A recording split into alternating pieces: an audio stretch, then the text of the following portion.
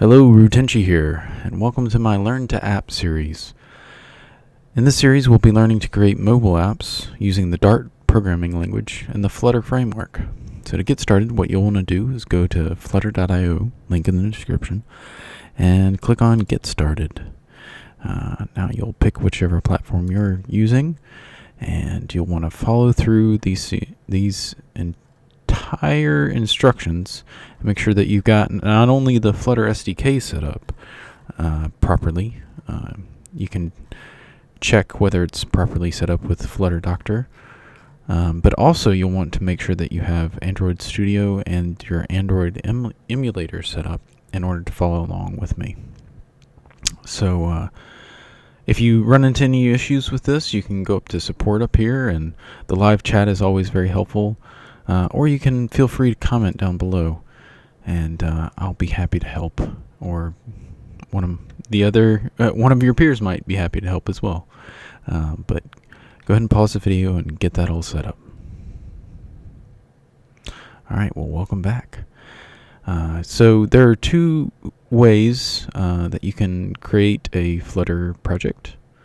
The first I'm going to show you is with the command line. So just like you can do the Flutter Doctor, you can also do a Flutter Create. I'm going to run it with help right now just to show you what it'll do. So normally you would do Flutter Create and then the name of your project, which in our case is password checker. And so this would create a default project, which default being it's an application, not a package or a plugin, with a default description and default organization, as well as defaulting to Objective-C for iOS and Java for Android. Now, one word of warning with these language flags. I haven't had any trouble with Kotlin, but if you change it to Swift, you may run into issues with certain packages. There is a workaround, or rather there is a fix for it, and I'm happy to help you with that if you comment down below. But in all honesty, you're probably in all likelihood never going to have to touch any of this, so you may as well just leave it as default, which will work just fine. But the way we're going to create our project today is to open up Android Studio and go to Start a New Flutter Project. And first thing we do is pick what kind of project it is, whether it's an application, a package, or a plugin. So what you'll notice is that this graphical wizard that we're going to go through is the exact same options for the most part that you have with the command line. So you feel free to go either route. So we're going to change the package name to password checker. It knows where our SDK is. We don't need to worry about that. Default package location is fine. And app to check if your password has been pwned. One of these days I will learn how to spell. Not today.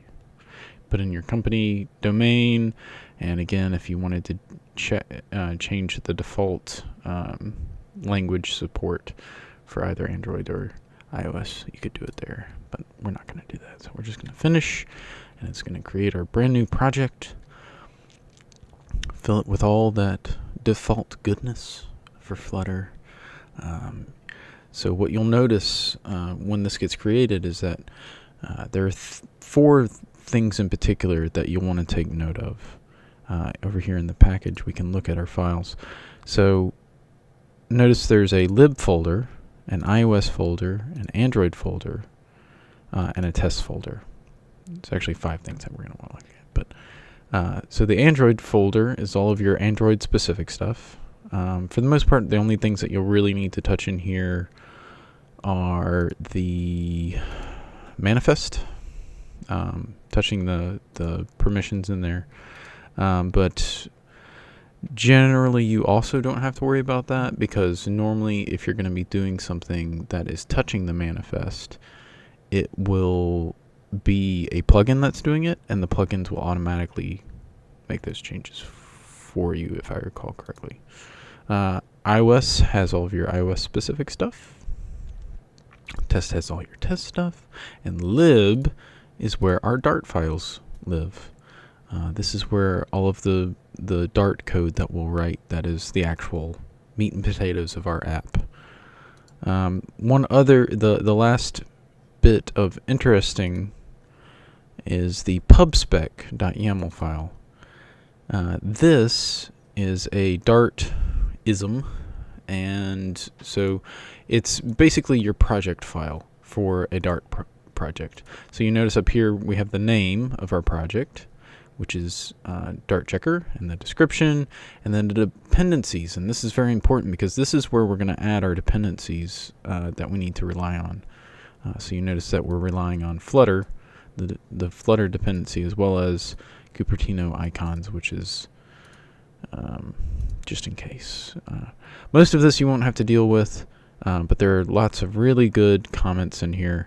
So for instance, if you need to add images that will be baked into your app, or fonts, or any other assets, there's instructions down here on how to add them to the project properly.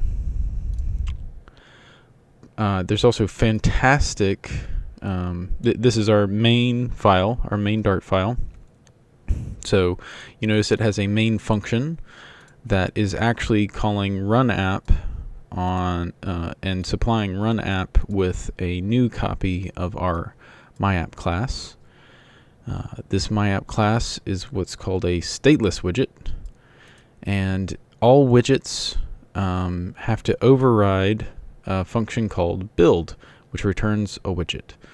Now, a widget is what everything is built on in Flutter.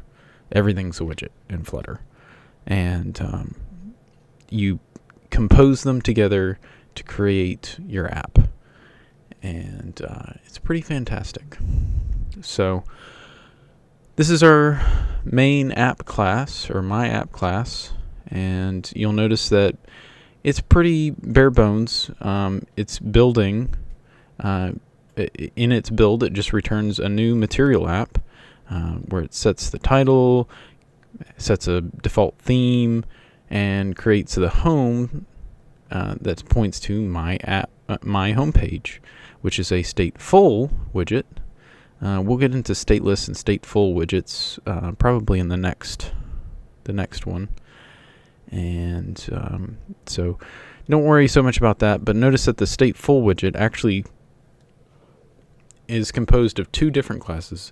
You have the My Homepage widget, which is what you actually use, and then you have the My Homepage State class.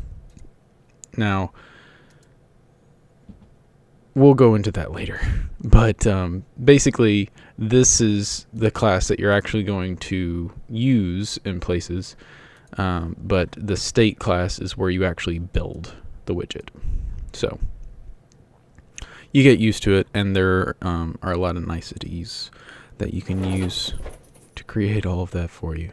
So I'm going to get rid of all these comments because I don't need them. I would suggest that in yours, in your project, feel free to pause again, but I would suggest reading through these. It'll actually go a long way in explaining the whole state thing and stateless thing and all of that, as well as the themes, which Dart's theming is pretty amazing. So first, let's see this in action. So we go up to Device and turn on our emulator. Cool. And then we hit play. Now this first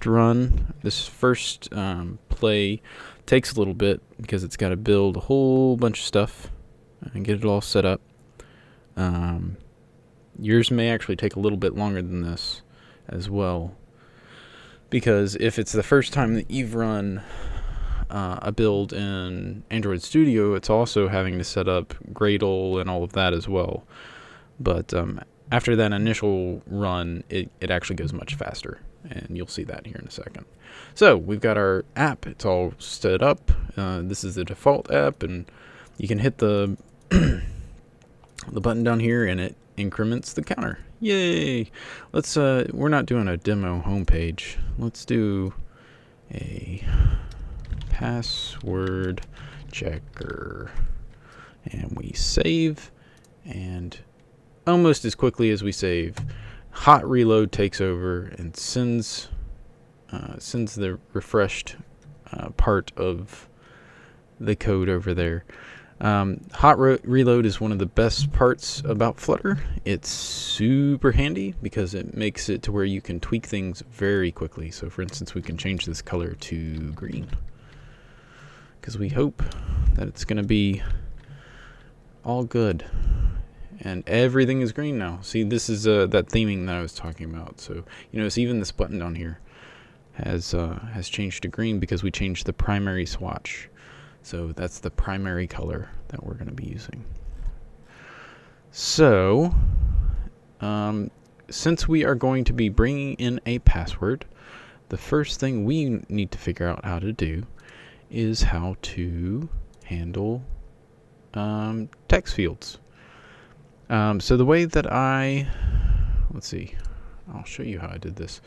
I just went to flutter.io, and in the search up here at the top, I searched for text controller because I happen to know. Actually, you know, let's do text field because that's what you're going to be using, and this will help you to see the process. So retrieve, we can do. We have a bunch of results. Handle changes, handle styling. Let's retrieve. And so here it walks you through retrieving values from text fields, and this is where I was talking about with the text editing controller. So the way that the preferred way of setting up a text field is with a text editing controller. This keeps things in their place, so to speak. So you notice we want to do this in the state. We can basically just kind of let's just copy and paste this because that's what programmers do, right? We just copy and paste. We no longer need this counter, so we're gonna paste over that. I'm going to highlight that, right click, refactor, rename, call that _ password because that's what it's gonna be. In this set state, I'm going to remove the use of the counter, and this instance down here of counter I'm going to change to if you know, okay, so this is important. So this is a text field, or a string rather, and they had a $sign and then a variable name. So what that does is it creates a string where it has injected whatever value of that is stored in that variable. Okay, so before it was our counter, which is a number, and now we want to put our password, which is a string. But in order to do that, because of something I'll show you in a second, we can't just put the variable name because you can't access what's inside of the text controller with just the variable name. So instead, we have to use curly brackets, and then we do the variable name, and then we do dot text, and this is the getter. So without the parentheses is the getter, and as opposed to the setter, which is how you would set the text. So let's go ahead and save this. And oh, we never put a so you see it it took our counter out, which is good, and that button doesn't do anything anymore, but we forgot to add our text field. So instead of having this text right here, we're going to change this text to a text field, and we're going to take this text out because blah, and if we hit control space, it gives us a bunch of options that we can set inside of this. So we want to set the controller, And we want to set to password controller. And we also want to do a decoration. And let's go back over here because I can show you what I'm doing. So if you want, when you're styling the text field, one of these options was create and style text field. So in here it talks about how to set up, if you don't want it to have a border, if you want to, here, I'll just copy and paste this because it'll be easier. Again, we're programmers. That's what we do. We copy and paste. Didn't you know that? That was not the right combination of keys. There we go. That's not the right combination. All right. So I don't want it to take away the border. And apparently that's the only option. So I'm just going to take that line away. And it's not entering a search term. So please enter password to check. And can we format this? Forget what the auto indent lines. Yeah, it doesn't matter right now. We can pretty that up later. So we'll just save and go back over here and look. I couldn't even get over here fast enough. So if I recall correctly, as we type, this is going to start. Oh no, because it's, yeah, okay. So that makes sense. So what's happening here is kind of complicated. The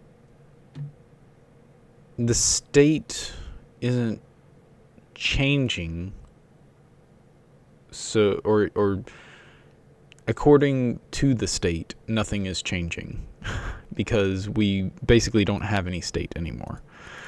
And frankly, that's, displaying the password twice didn't really make any sense anyways. What we want down there is the count that we're going to get back from the API, because what happens with the API is we send it this URL, we construct this URL with our password that we want to check, and if it returns successfully, we get a code 200, which means success. Then the body will have the count of the times that this password has shown up in cracked databases. So how do we access the internet? How do we make an HTTP request? So we're going to go to packages and search HTTP because I happen to know that that's what we want to use, and it's got HTTP. And this is the package we're going to use, but this is built in, so we don't have to change our pub spec. We just have to make the request to get it. So what we're going to do is we're going to make it so that in our increment counter, well, first of all, we're going to change the name of increment counter to _ check password refactor, and we are going to have it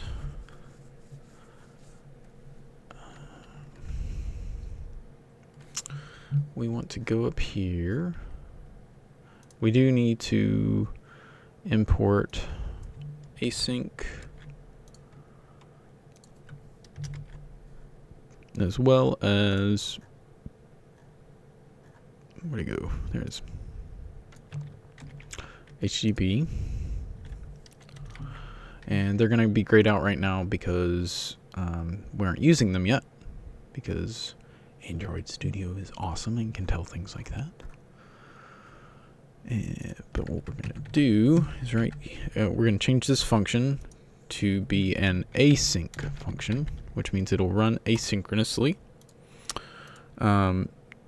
which means that if you're paying attention, that when this floating action button is pressed, it can seamlessly deal with an asynchronous function. Okay, now what that means is this function is going to not block the interface, the graphical interface at all. So it running is not going to slow anything down or hold anything up or anything like that. While we're down here, let's change this to search. No, let's change it to check. I hit the insert key. What a useless key. And change add to, let's use the search icon. Yeah. And don't need to change any of that. All right. So go back over here. Look at this.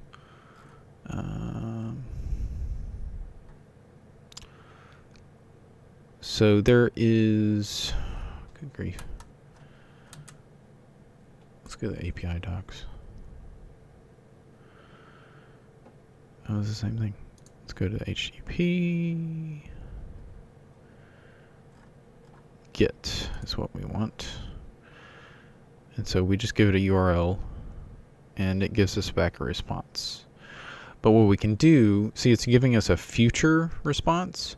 Well, this future is, that's where our asynchronous stuff happens. If you're not familiar with futures, it's kind of complicated, but basically it's something that wraps whatever we actually want, which in this case is a response, and it means that in the future we will get one of those, but we may not get it yet, but we'll get it someday.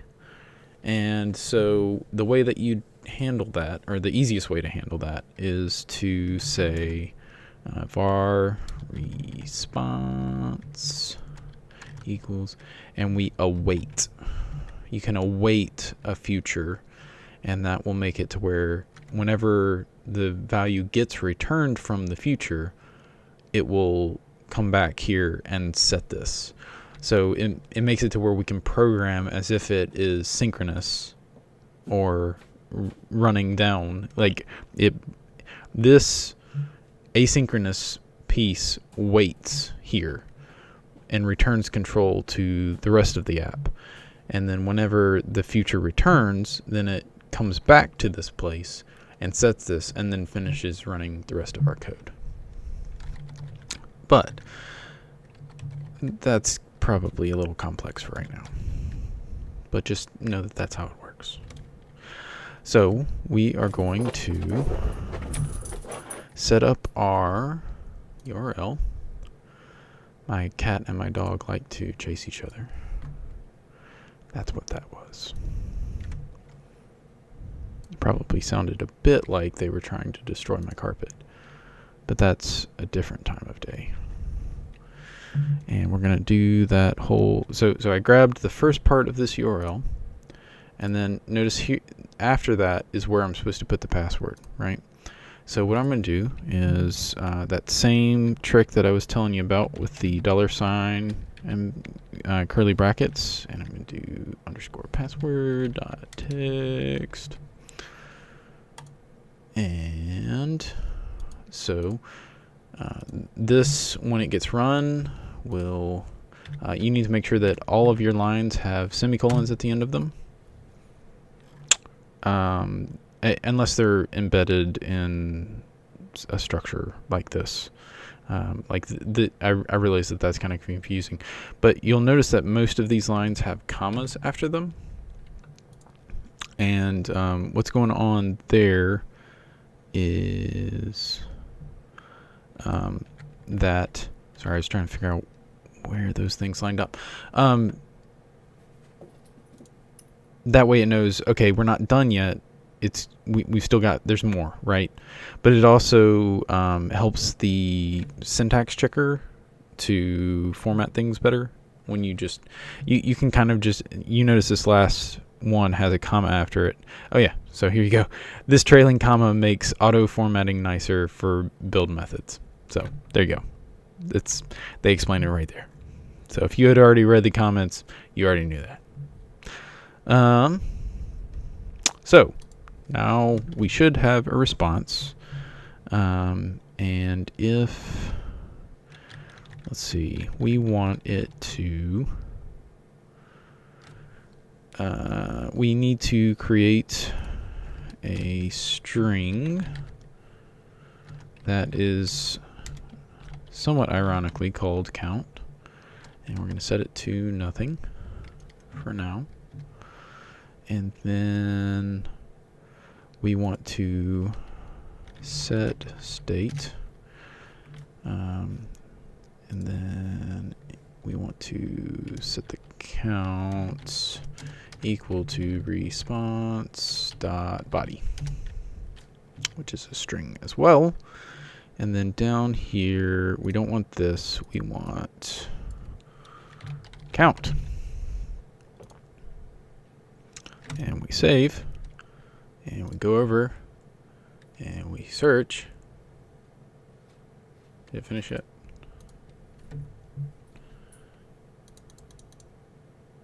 Test. I know that there are some tests in there. Yeah. So now you see, we put in our password, and when there's no password in there, it asks them kindly to add a password, and if they put in the password and hit search, it puts the count right there. That's how many there are. So I think I'm going to call it there on this episode. The next episode, we'll add more to this. A few little niceties. We'll actually add in some plugins and have a little bit of fun with it. So I'll see you guys next time.